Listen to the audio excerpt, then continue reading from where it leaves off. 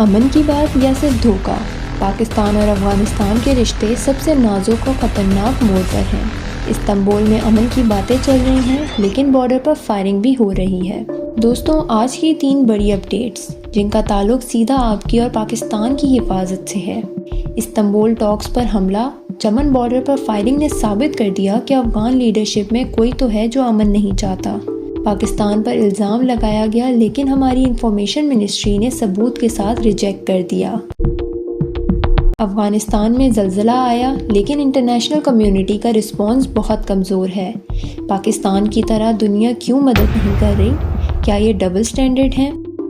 جرمنی نے افغان ریفیوجیز کو روکنے کے لیے کیش دینے کا عجیب آفر دیا ہے جس کا سیدھا دباؤ پاکستان پر آئے گا۔ ویڈیو میں آگے بڑھنے سے پہلے دوستوں، چینل کو سبسکرائب کر لیں اور بیل آئیکن بھی دبا لیں تاکہ ہماری لیٹسٹ خبریں آپ تک فوراً پہنچ سکیں، اور ساتھ ساتھ ویڈیو کو بھی لائک کر لیں۔ تو چلیے شروع کرتے ہیں۔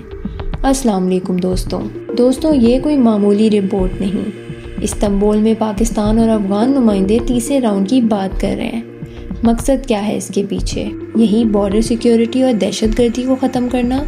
لیکن اسی وقت چمن بارڈر پر فائرنگ کا حادثہ ہوا۔ ذمہ داری کس کی؟ افغان لیڈرشپ کا جھوٹ دیکھو کہ افغان حکومت نے فوری طور پر پاکستان پر پہلے فائرنگ شروع کرنے کا جھوٹا الزام لگایا اور ہم نے فوری طور پر ان کے کلیمز کو ریجیکٹ کر دیا۔ یہاں پر بڑا سوال یہ ہے کہ جب پاکستان امن چاہتا ہے تو افغان بارڈر سیکیورٹی کیوں کنٹرول میں نہیں ہے؟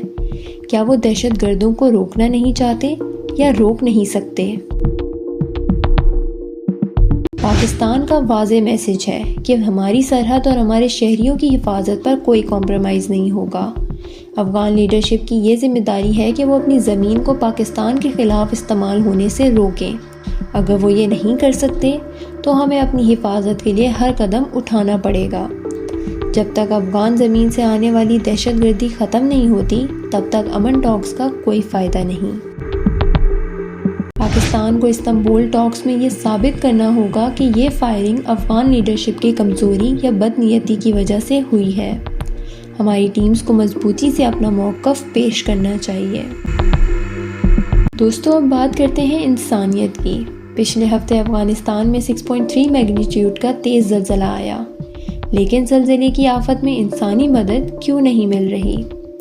جب دوسرے ملکوں میں چھوٹا زلزلہ آتا ہے تو دنیا فوری طور پر دوڑ کر مدد کرتی ہے، لیکن افغانستان کے لیے ایسی تیز رفتار کیوں نہیں ہے؟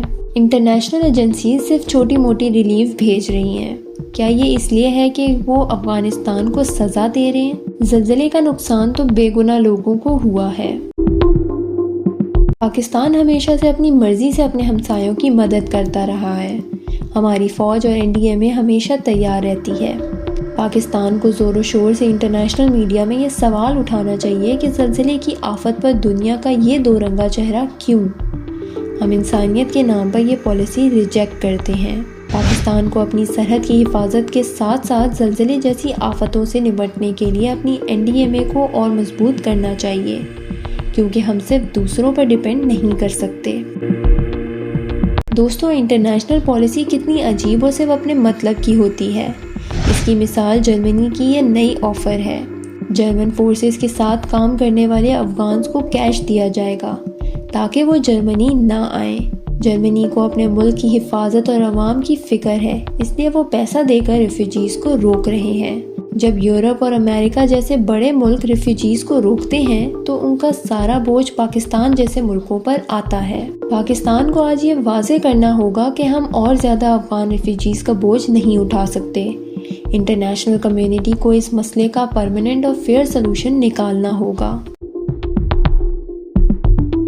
پاکستان کی حکومت کو جرمن پالیسی پر سختی سے اعتراض کرنا چاہیے اور یہ میسج دینا چاہیے کہ ریفیوجی مسئلے کو صرف cash for no entry policy سے حل نہیں کیا جا سکتا۔ دوستوں، پاکستان آج تینوں مورچوں پر چیلنجز کا سامنا کر رہا ہے۔ بارڈر پر دھوکہ، زلزلے پر سست رفتار اور ریفیوجی پالیسی پر دباؤ۔ ہمارا فیصلہ واضح ہے، بارڈر پر کوئی غلط حرکت برداشت نہیں کی جائے گی۔ ہر پالیسی کا فیصلہ پاکستان کے قومی مفاد کو دیکھ کر لیا جائے گا۔ تو دوستو، آپ کی رائے میں کیا پاکستان کو استنبول ٹاک سے فوری طور پر باہر آ جانا چاہیے جب بارڈر پر فائرنگ ہو رہی ہو؟ اور جرمن کیش آفر پر پاکستان کا دو ٹوک جواب کیا ہونا چاہیے؟ اپنی رائے کمنٹ سیکشن میں ضرور دیں، اور اگر ویڈیو پسند آئے تو لائک، شیئر اور سیف اور پاک ٹائمز کو سبسکرائب کرنا نہ بھولیے۔ اور دوستوں، یہ رپورٹ ہر پاکستانی تک پہنچائیں۔ ملتے ہیں اگلی ویڈیو میں۔ اللہ حافظ۔